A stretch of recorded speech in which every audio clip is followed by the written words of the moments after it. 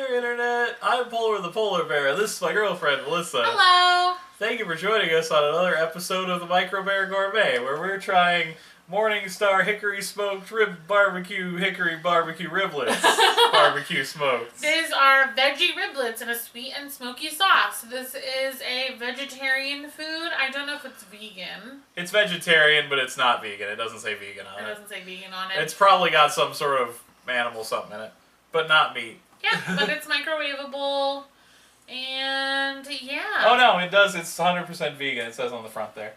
So it's got no animal anything. It's just vegetable goop and vegetable meat patties. Alright, so it is vegan. Which I know in the past we had somebody request like vegetarian, vegan stuff. So, yes. We've had a couple people interested in that stuff. We got this at a Winco. Winco. And we got it a little bit ago, but we're guesstimating that the price is about $3.50. I think $3.29 was the price. So somewhere in that range. These processed specialty, like vegan, vegetarian tend stuff, to be expensive. They tend to be a little more expensive. These are called, it says like a meal starter, so I guess you're supposed to like pair it with stuff, obviously. Yeah. Just so you know, you only get 2 riblets in a box. So. Well, no, you get what, 4 little riblets? Well, yeah, but you get like 2 ribs, I guess. Yeah, 2 right? like 2 ribs with 4 little riblets. So yeah. Honestly, it smelled good. No, it smells great, but it looks like the barbecue sauce looks like tar a little bit. Yeah, and it looks sort of like mushy, like any sort of vegan or vegetarian, because it's put together with a bunch of goo and then they shape it to meat. So. I've got high hopes. I'll eat anything just about with a good enough barbecue sauce. I like Morningstar Farms. Like occasionally we'll do veggie burgers for dinner, and we usually do the Morningstar Farms, ones, yeah. So, honestly, that brand it's pretty famous if you're looking for like meat alternatives. So before we nutrition info will be in the description down below. Yes. But before we try this, we just kind of I wanted to address, because this is I'm gonna post this on Monday, so just wanted to address we didn't post anything Wednesday or Friday last week. Yeah. We've just been really busy. Yeah. Sorry about that. And even tonight, I'm deliriously exhausted. She's pretty tired. We had a busy weekend.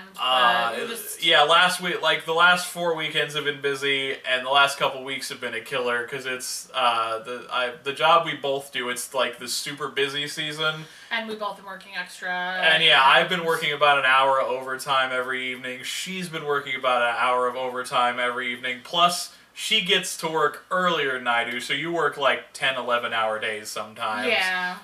So we've been having pretty busy days. And we've made a couple of major shopping trips that we've kind of had to that we've been putting off, and we finally went ahead and got a couple things we've been needing. And we've been trying to carve out time to relax when we can, and so it's just been hard. Plus, petting Lenny, that's like a full-time job. It takes so long to. I'm saying he's right here. If you can't, if I'm looking down here, it's because Lenny's on his side and sleeping, his stomach, being adorable. Yeah, his stomach is just pooched and all furry and hanging out. I laid out a bandana to kind of cover my bed sheets so that I could take photos on it, and he is just laying on it.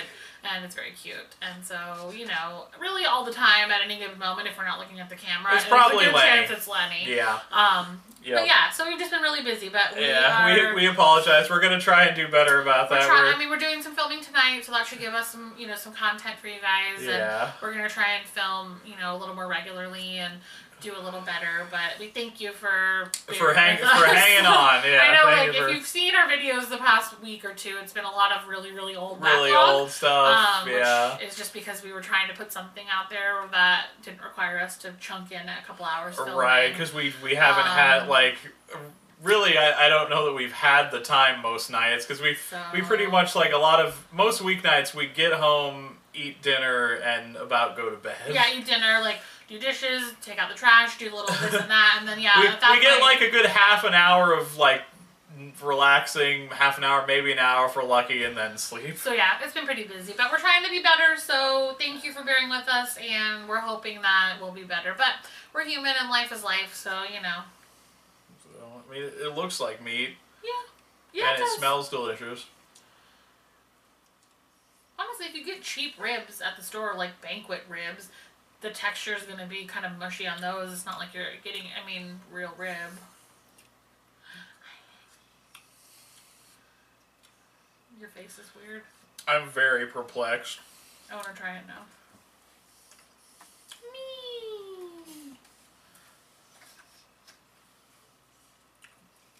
Well, the texture is alien on that.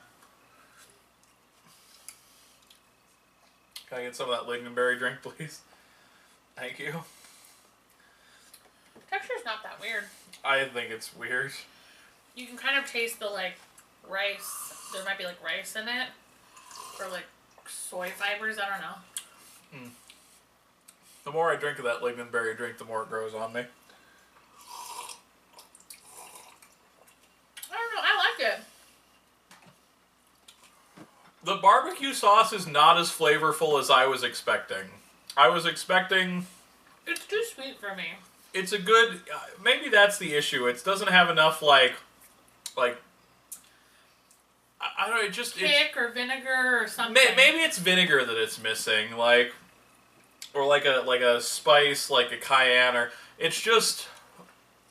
It's got a good taste, but it's very kind of subdued, and the texture...